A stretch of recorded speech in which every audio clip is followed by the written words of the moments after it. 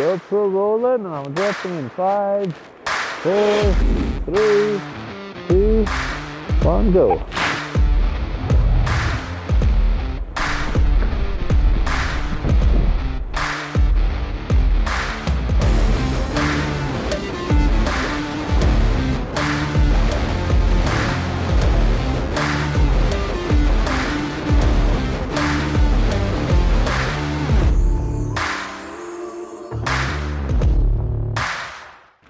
G'day folks, today we're going to do one of my favorite things, which is skiing powder.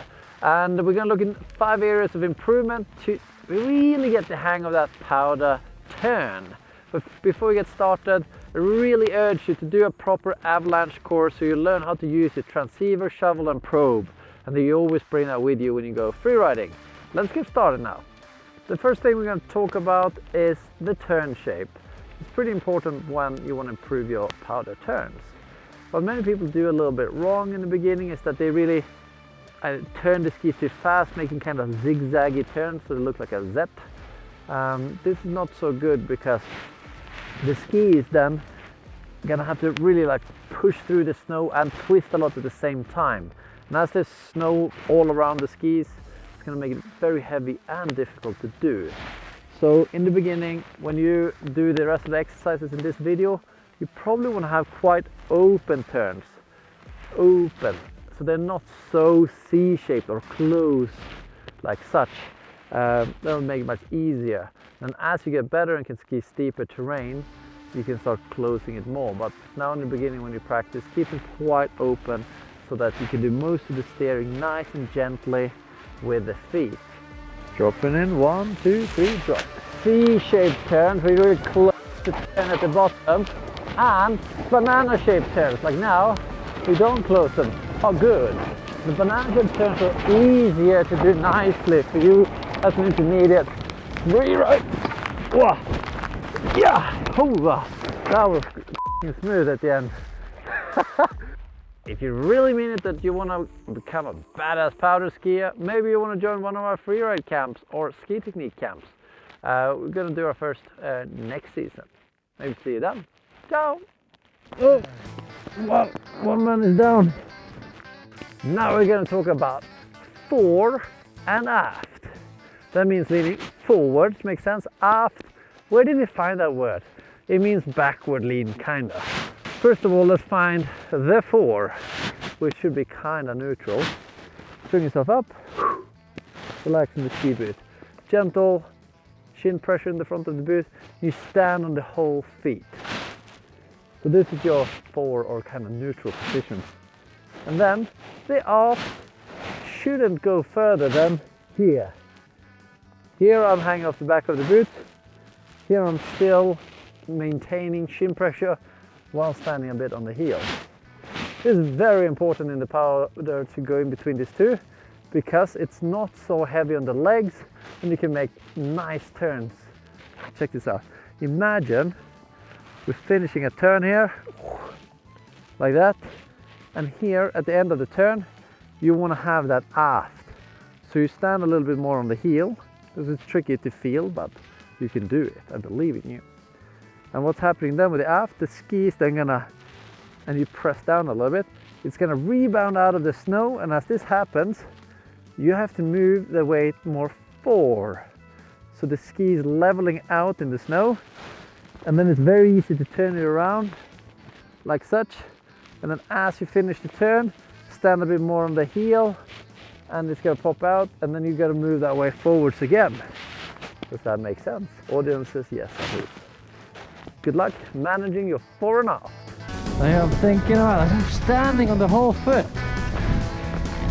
But a bit too much on the toes there maybe. Huh?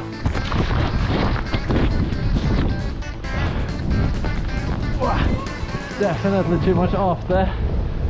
Now when we have gotten a little bit better of the fore and aft balance, we're also going to think about the balance side to side.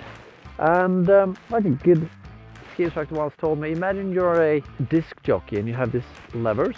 And right now we're going to focus on two of them. One, inclination, meaning you can just lean into the turn. What's good about this when you're in powder, it's kind of easy to keep even amount of pressure on the two skis. So you want to blend in some angulation as well, meaning that you get that kink between the upper body and the lower body. And when you do that, you get a little bit more pressure on the outside ski, but you also get better balance and you're more ready to engage the next turn. Last thing is you want to keep your feet close together, which makes the side balance a little harder in one way, but it's much easier to keep an even pressure on the skis. You also don't want to have an excessive movement that way. So that is the side to side balance. Let's take it to the extreme now and just turn with inclination first. So just tipping into the turn. To develop a feeling for how much inclination versus angulation you want to have, try going for a run of just inclining into the turn. Oh, it's weird. I don't like it so much. Feels like I'm gonna fall over on the inside. And once you've done that, I suggest that you try excessive angulation. You're also gonna feel that this is kind of weird to have that kink in the body down the hill, putting extra weight on that outside ski. This is obviously not ideal when you're powder skiing, because it might sink in. And then once you've done that, I suggest that you ski normal. Try to feel a nice blend of both inclination and angulation. And by doing this drill, hopefully you get a better feeling on how much you need of both in your turns.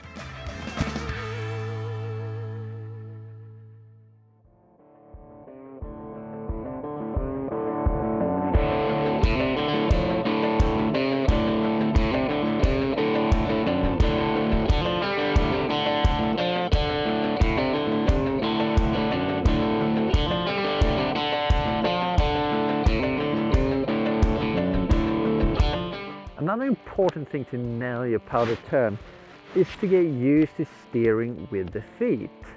So what's important here, obviously, arms far out, bow planting and all of that. And then you have this nice pumping motion in between the turns.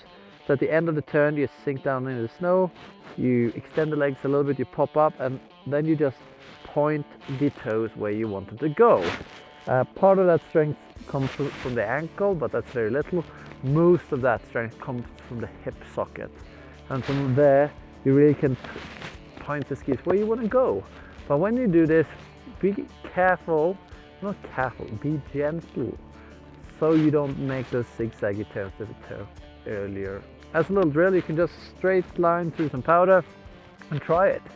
Just turn with your feet where you want to go, with a little bit of a bounce up and down. You'll be surprised how well you can turn with just the feet. Great. I'm trying to steer with just the feet. Whoa. And keeping the upper body stable and pointing down the hill. Oh, that feels good. It's so much easier to turn when you steer with just the feet. By the way, when you're free riding, it's a good idea to not wear these ones. I kind of forgot about it because, yeah, it's really quite safe when I'm skiing.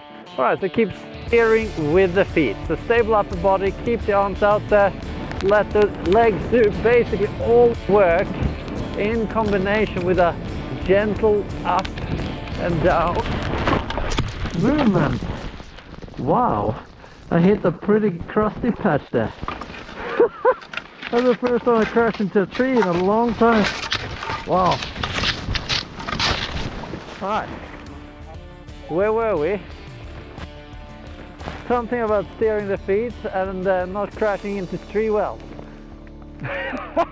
Wow, that was brilliant. And the last tip of the video is on pole planting, which is super important. It looks kind of cool, people having this kind of jogging motion, so that they like lift the hand up, get the pole forwards, down in the snow, and repeat. How you can add a little bit more stability to the upper body is by having a more circular pole plant. So you plant and then the pole goes back out of the snow and then forwards, down and repeat. There's a nice circular motion there. If you do that, you get a little bit more stable. Good luck. So let's practice those little circular pole plants. Pole plant, round, round, boom, boom. Wow. knee deep still. Gotta find some steeper hills. All right, so I finally got a little tracked out. Check out my pole spots there. Kind of stable. What?